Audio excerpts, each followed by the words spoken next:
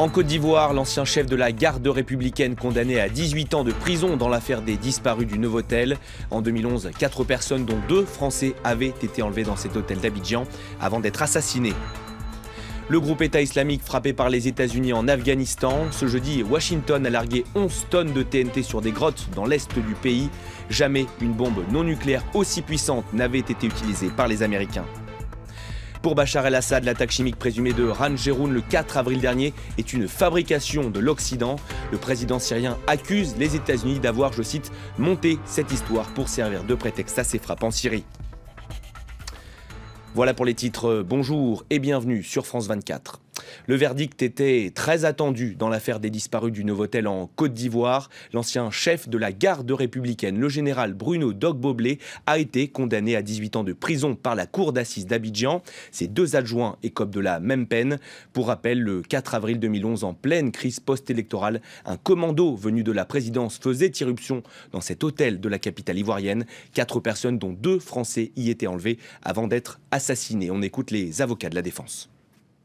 Je suis sérieusement déçu parce que c'est une décision forcée qui n'a rien à voir avec le droit. Requalifier cela pour pouvoir condamner ces accusés-là, je dis qu'on n'a pas fait du droit et c'est véritablement dommage. Que ce soit 1 an ou 1 jour de condamnation, moi je dis c'est la même chose qu'une condamnation à vie. Si Dogboblé n'a pas tué, s'il n'a pas enlevé, on le condamne à 18 ans, pourquoi? L'issue de l'instruction du dossier qui a duré plusieurs années et de ce procès-là et de cette décision, on ne sait toujours pas qui a tué qui. Pour nous, c'est un échec de la justice ivoirienne. Il y a eu des condamnations pour faire plaisir à certaines personnes, certainement. Mais aujourd'hui, est-ce que vous pouvez nous dire qui a effectivement tué ces 4 personnes? On ne le sait pas. C'est un véritable échec. L'avocat des parties civiles a, lui, salué la décision de la justice ivoirienne. On va l'écouter. On ne saura jamais pourquoi ils sont allés chercher au Novotel, pourquoi ils ont été torturés, pourquoi ils ont été tués, où ils ont été jetés, les cadavres. Mais ce qu'on sait, c'est qu'il y a des responsables.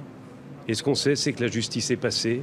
Et la justice a cette vertu de pouvoir à ce moment-là apaiser les douleurs et permettre à chacun de regarder maintenant devant.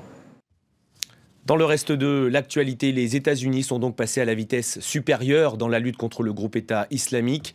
Ce jeudi, Washington a largué sur des positions djihadistes en Afghanistan la plus puissante bombe non nucléaire jamais utilisée. Elle est surnommée la mère de toutes les bombes. 11 tonnes de TNT qui visaient une série de grottes dans la province de Nangarhar, dans l'est du pays. Etanaji. Nous sommes vraiment fiers de notre armée et de ce nouveau succès. Nous avons la meilleure armée du monde et elle a fait son travail comme d'habitude. Nous avons donné aux militaires l'autorisation d'intervenir. C'est ce qu'ils font et c'est pour cela qu'ils réussissent aussi bien. Le largage de cette bombe est-elle pour autant un tournant dans la politique internationale de Donald Trump? Élément de réponse avec notre correspondant à Washington, Gallagher Fenwick. C'est difficile d'affirmer qu'il y a effectivement un changement de stratégie, tant les déclarations du candidat Trump, mais aussi du président Trump sur le dossier afghan ont été vagues pour le moment. En revanche, on risque très prochainement d'avoir des clarifications avec le déplacement, notamment d'une délégation de très haut niveau, délégation américaine. Ce sera la première pour cette administration qui va se rendre à Kaboul. Il y aura notamment le général McMaster, qui est le nouveau conseiller à la sécurité nationale du président et qui donc très probablement va clarifier les intentions de cette administration sur un dossier. Rappelons tout de même que le candidat Trump a fait campagne sur des thématiques plutôt isolationnistes, non interventionnistes. Donc y a-t-il du côté de cette administration la tentation de déployer davantage d'hommes en uniforme? On sait que c'est ce que demandent les généraux américains en Afghanistan. Pas sûr pour autant que le président réponde ou cède plutôt à cette demande de la part des généraux, même si encore une fois l'utilisation de cette bombe, aussi impressionnante soit-elle, ne marque pas forcément un pas dans cette direction de la part de cette administration. Bachar al-Assad a lui décidé de sortir de son silence, et ce pour la première fois depuis le tir de 59 missiles sur la base aérienne syrienne d'Al-Sherat. Dans une interview exclusive accordée à l'AFP, le président syrien affirme ne détenir aucune arme chimique et dénonce une manipulation des États-Unis. Charlotte Prudhomme. Pointé du doigt, le président syrien nie toute participation à l'attaque qui a fait 87 morts à Khan Cheikhoun, dans le nord-ouest de la Syrie mardi dernier. Aucun ordre n'a été donné de déclencher une attaque. Et d'ailleurs, nous ne possédons pas d'armes chimiques. Nous avons renoncé à notre arsenal depuis plusieurs années. Et même si nous possédions de telles armes, nous ne les aurions jamais utilisées. Tout au long de notre histoire, nous n'avons jamais utilisé notre arsenal chimique. Depuis 2013, l'Organisation pour l'interdiction des armes chimiques a mis en cause 2 fois le régime de Damas dans des attaques contre des localités rebelles. Bachar al-Assad accuse l'Occident et le groupe djihadiste Al-Qaïda d'avoir fabriqué à 100% cette affaire pour nuire à son gouvernement. Pour lui, l'attaque chimique n'est pas prouvée et la réponse des États-Unis est une histoire montée de toutes pièces. Notre impression, c'est que l'Occident, et les États-Unis principalement, sont les complices des terroristes. Ils ont monté toute cette histoire pour s'en servir de prétexte pour nous attaquer. L'attaque n'a pas eu lieu à cause de ce qui s'est passé à Khan Cheikhoun. Nous sommes devant un seul et même événement. La première étape, c'était le spectacle auquel nous avons assisté sur les réseaux sociaux et les chaînes de télévision, la propagande. La seconde étape, c'était l'agression militaire. Damas a déclaré être pour l'ouverture d'une enquête internationale et impartiale aux côtés de son allié russe. L'alliance hypothétique qu'avait envisagée le président syrien avec Washington pendant la campagne américaine a fait long feu. Direction à présent le Venezuela, où la contestation anti-Maduro se poursuit. La grande manifestation organisée à Caracas ce jeudi par l'opposition, qui réclame toujours le départ du président, a dégénéré. Des heurts ont une nouvelle fois éclaté avec la police. Dans la journée, les autorités ont annoncé le décès d'un homme de 32 ans, touché par balle mardi. C'est le 5e manifestant à trouver la mort en moins de 10 jours. Ethan Agi. Au tir de gaz lacrymogène de la garde nationale, ces manifestants répondent par des jets de cocktails Molotov. Dans les rues de Caracas, la mobilisation ne faiblit pas. Ils sont des milliers de jeunes déterminés à faire plier le président Nicolás Maduro. On est jeunes et on a besoin de changement. Regardez-les, ils nous attaquent et nous, ce qu'on fait, c'est réclamer nos droits. On doit sortir pour se battre, parce qu'il faut que l'on prenne notre futur en main. On ne peut pas laisser la situation continuer comme ça. Des scènes de chaos devenues quasi quotidiennes depuis l'appel à manifester lancé par l'opposition le 1er avril dernier pour faire pression sur Nicolás Maduro. Mais ces derniers jours, les manifestations ont pris une tournure violente après la condamnation à 15 ans d'inéligibilité d'Enrique Capriles, un des leaders de l'opposition. Accusé de dérive autoritaire par ses détracteurs, Nicolás Maduro a été violemment pris à partie par des manifestants lors d'un défilé militaire dans l'État de Bolivar ce mardi. Face à la pression des États voisins qui remettent en cause sa légitimité, le président vénézuélien est allé ce lundi à Cuba pour avoir le soutien des pays de l'Alliance bolivarienne. Nicolás Maduro semble déterminé à se maintenir au pouvoir. Il accuse Washington d'œuvrer au blocage du dialogue avec l'opposition vénézuélienne. En Guyane, les barrages ont été ouverts jusqu'à nouvel ordre, annonce du collectif à la tête du mouvement social débuté maintenant il y a plus de 3 semaines. Une décision temporaire prise pour permettre aux Guyanais de profiter du week-end pascal. Dans le reste de l'actualité, il y avait aussi du football avec les quarts de finale allée de la Ligue Europa. Lyon a battu à domicile le Beşiktaş Istanbul 2-1.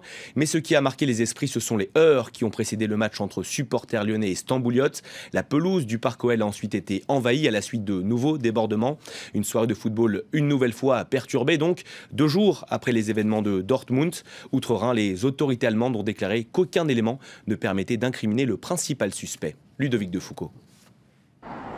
Ce jeudi matin, sur les lieux de l'attaque, non loin de l'hôtel L'Arrivée, où séjournaient les joueurs du Borussia Dortmund avant de se rendre au stade. Les traces des explosions de mardi soir sont encore visibles. C'est ici, au passage du car qui transportait l'équipe, que 3 engins explosifs ont été activés.